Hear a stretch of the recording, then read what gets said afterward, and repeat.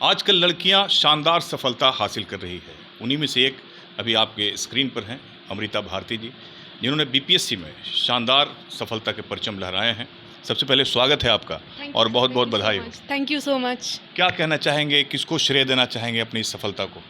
Sir, सबसे बड़ा role तो पेरेंट्स और भाई बहन का ही रहा है इस सफलता में। उनके बिना ये जर्नी इम्पॉसिबल था।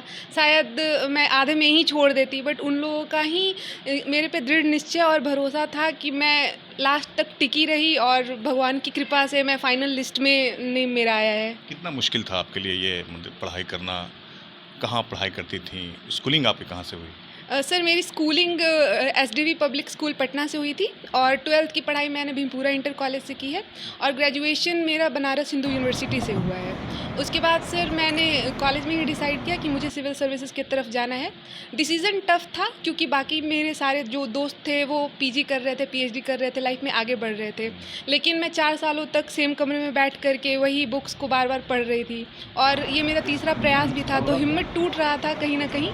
लेकिन पेरेंट्स का भरोसा था कि नहीं तुम कर लोगी, बस उन्हीं का भरोसा था कि मैं लगी रही।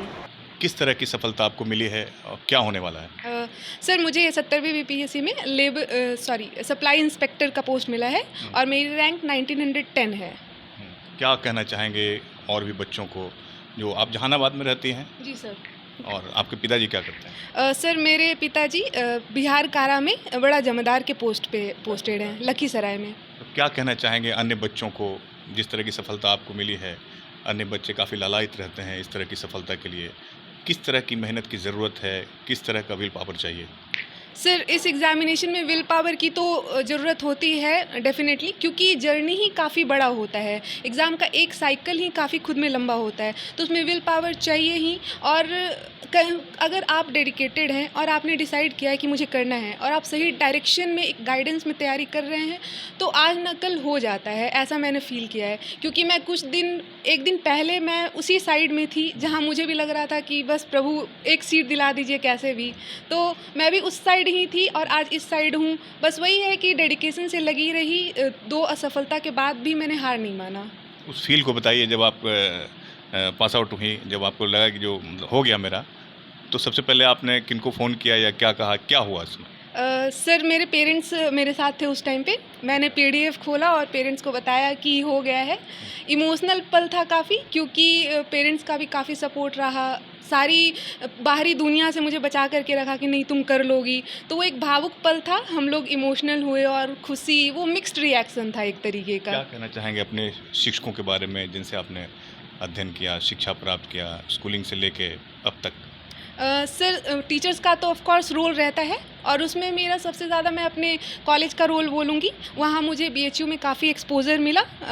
वहाँ सेमिनार वगैरह अटेंड करती थी, तो फिर मुझे पता चला कि हाँ, ये भी किया जा सकता है। और तैयारी तो मैंने बेसिकली सेल्फ स्टडी से ही की थी, लेकिन मैं टेस्ट के लिए एडुटेरिया में टेस्ट लिखती थी। वहाँ के एक मेंटोर थे, तो वहाँ के मेंटोर काफ़ी सपोर्टिव थे और उन्होंने मुझे काफ़ी हेल्प किया, जिसकी वजह से मुझे लगता है कि उनका एक अच्छा खासा रोल रहा है मेरे लाइफ में। अपने माँ-पिता को क्या कहना चाहेंगे आज आप? सर, मैं अपने पेरेंट्स को यही बोलना चाहूँगी कि थैंक यू मुझ पे भरोसा बनाए रखने के लिए। दुनिया कहती रह गई कि क्या करोगे पढ़ा करके, शादी करा के चला दो, जैसी कि हमारी बिहार की मेंटालिटी है। तो बहुत सुनने को मिला कि मतलब कब तक रखोगे घर पे, ग्रेजुएशन के भी 4 साल हो गए हैं, क्या कर रहे हो? लेकिन उनका मुझ पे भरोसा, मतलब मैं खुद कभी डगमगा जाती थी कि नहीं, पीजी कर लेना चाहिए था, पीएचडी में चले जाना चाहिए था, लेकिन उनका स्ट्रॉन्ग विल पावर। तो मैं बस उनको थैंक यू बोलना चाहूँगी और मैं भगवान का भी शुक्रिया करना चाहूँगी कि मुझे हर जन्म में ऐसे ही पेरेंट्स मिले। लड़कियों के बारे में ये अक्सर होता है कि बस शादी कर देना है, ये कर देना है। इस विषय को आप कैसे देखती हैं? क्या कहना चाहेंगे ऐसे पेरेंट्स को जो इस तरह की सोच रखते हैं? सर, इस मामले में तो मैं काफ़ी लकी थी। मेरे पेरेंट्स का बिल्कुल भी कोई प्रेशर नहीं था। पूरी दुनिया प्रेशर देते रह गई कि आप क्या कर रहे हैं, वो मेरे आगे एक स्ट्रॉन्ग वॉल बन के खड़े रहे कि नहीं, तुम्हें जो करना है करो। अभी भी वो कह रहे हैं तुम्हें आगे की पढ़ाई करनी है, तुम पढ़ो। तो मैं लड़कियों के पेरेंट्स को यही कहना चाहूँगी कि आप उन्हें एक मौका तो दीजिए, एक चांस तो दीजिए। आज इक्वालिटी का ज़माना है, कोई भी गाड़ी सिर्फ एक पहिए पे नहीं चल सकती है और लड़कियाँ 50% हैं, तो उन्हें इकोनॉमिकली इंडिपेंडेंट होना बहुत ज़रूरी है। तो एक मौका देकर देखिए, वो बहुत कमाल कर जाएंगी। तो एक मौका देकर देखिए, बहुत कमाल कर जाएंगी। आजकल की लड़कियां बहुत कमाल कर रही हैं। उन्हीं में से अमृता भारती जी, जिन्होंने बहुत ही मेहनत कर शानदार सफलता हासिल की है। आगे इन्हें बहुत दूर तक जाना है, अभी सफलता और भी है, इससे भी बड़ी बड़ी सफलता हासिल करना है, ऐसी इनकी मंशा है और इनके माता पिता का भी काफ़ी सपोर्ट इनको है। देखते रहिए हमारा खास कार्यक्रम, लाइक कीजिए, शेयर कीजिए और फॉलो ज़रूर कीजिए। नमस्कार।